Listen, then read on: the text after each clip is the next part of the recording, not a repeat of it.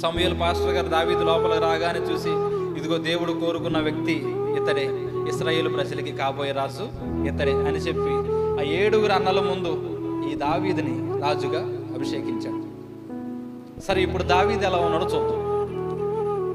ఆ 7 కూడా చాలా నీట్గా ఉన్నారు. చక్కగా స్నానాలు చేసి మంచి బట్టలు వేసుకొని తలదూకుని చాలా పర్ఫెక్ట్గా చక్కగా చూడడానికి చాలా బాగున్నారు మనుషులు. వయసు ఉంది, కొద్ది గొప్ప జ్ఞానం ఉంది, వాళ్ళ దగ్గర చదువు ఉంది, పైగా తండ్రి పెంపకంలో ఉన్నారు.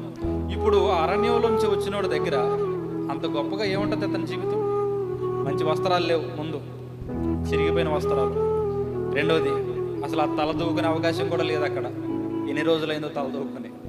ఇక పౌడర్ అంటారా, అసలు సమస్య లేదు. సెంట్లా అక్కడ దాకా వెళ్ళాల, మహా అయితే చెమటకం పోస్తుంది ఆ మనిషి దగ్గర. వయసు లేదు.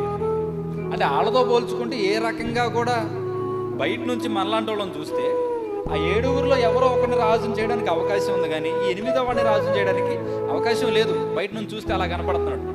ఎందుకంటే వాళ్ళకున్నంత విధానం ఈ మనిషిలో కనపడతల్లా. పై రూపంలో ఏ మాత్రం కూడా గొప్పగా ఈ మనిషి కనపడలా. అయినా కూడా దేవుడు వెతుక్కుంటూ వచ్చి ఈ మనిషినే రాజును చేశాడంటే ఆ 7 మించిన ఒక గొప్ప గుణం ఏదో ఇతనిలో ఉంది. ఏమిటంటారు అది? అతడు ప్రతి విషయంలో కూడా దేవునికి లోబడేవాడు.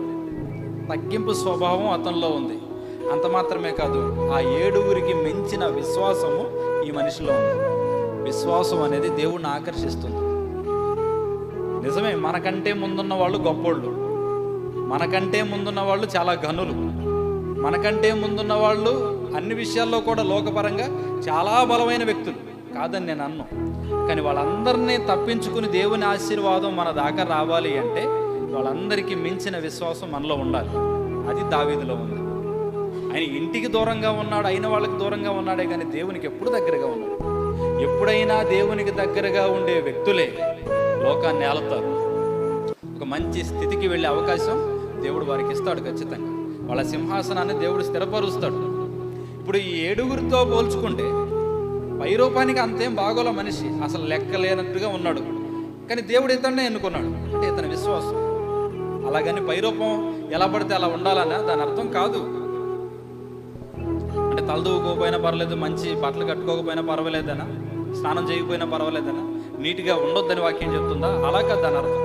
మీకు అర్థం కావాలని చెప్తాను వినండి. ఇప్పుడు ఓ బిస్కెట్ ప్యాకెట్ ఉంది, పైన కవరు చాలా బాగుండి నీట్గా చాలా చక్కగా కనబడి క్వాలిటీగా కవర్ ఉండి లోపల బిస్కెట్ సరిగా బాగోలేదనుకోండి, ఒకసారి కొంటాం. తిన్న తర్వాత అది బాగోదు కాబట్టి రెండోసారి కొనం. కవర్ చూసి మోసపోయి కొంటాం, రెండోసారి కొనం. అదే కవర్ బాల నాసి రకంగా ఉంది, కానీ బిస్కెట్ చాలా బాగుంది. వద్దు అనుకుంటాను, ఏదో ఒకసారి కొన్నాం. కవర్ అయితే బాల, కానీ బిస్కెట్ బాగుంది. అప్పుడు ఏం చేస్తాం? రెండోసారి వెతుక్కుంటూ వెళ్ళి కొంటాం.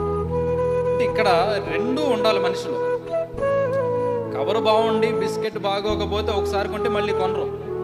కవర్ బాగోకుండా బిస్కెట్ మాత్రమే బాగుంటే దాన్ని కొనడం చాలా దుర్లభం అవుతుంది, చాలా ఎక్కువ టైం పడుతుంది. అంటే మనిషి ఎట్లా ఉండాలి అంటే కవరు బాగుండాలి, బిస్కెట్ లోపల ఉన్న బిస్కెట్ బాగుండాలి. అంటే పై రూపము బాగుండాలి, లోపల ఉన్న వ్యక్తిత్వం కూడా ఇంకా బాగుండాలి. ఆ మనుషులు గొప్పవాళ్ళుగా ఎంచబడతారు లోకంలో దేవుని దృష్టిలో. వారు దేవుణ్ణి మెప్పిస్తారు వారి మంచితనాన్ని, వారి హృదయాన్ని బట్టి. వారు మనుషుల్ని మెప్పించగలరు వారి యొక్క మంచి రూపాన్ని బట్టి. ఈ 2 ఉండాలి మనుషులు. ఆ రోజున దావీదుకి వారికి ఉన్న వ్యత్యాసం అది. వాళ్ళు చూడటానికి బాగున్నా దేవుడు కోరుకున్నంత గొప్ప లక్షణాలు వారిలో లేవు, కానీ దావీదులో ఉన్నాయి. అందుకనే ఆ 7 అన్నల ముందు దావీదును రాజుగా అభిషేకించాడు. మళ్ళీ చెప్తున్నాను, ఒక మాట వినండి. మిగతా వాళ్ళతో పోల్చుకుంటే, పలానా కుటుంబంతో పోల్చుకుంటే మేము ఏ పార్టీ వాళ్ళమండి, పలానా వ్యక్తులతో పోల్చుకుంటే మా జీవితం ఏ పాటిది, వాళ్ళందరినీ కాదనుకుని దేవుడు మా దాకా వస్తాడా? వారందరి ఆశలను పక్కన పెట్టి నా ఆశను దేవుడు తీరుస్తాడా అని మనం అనుకుంటాం. కానీ వాస్తవానికి ఏంటంటే మనలో ఉన్న విశ్వాసం వారందరినీ దాటుకుని దేవుని ఆశీర్వాదాలు మన దాకా వచ్చేలాగా చేస్తుంది.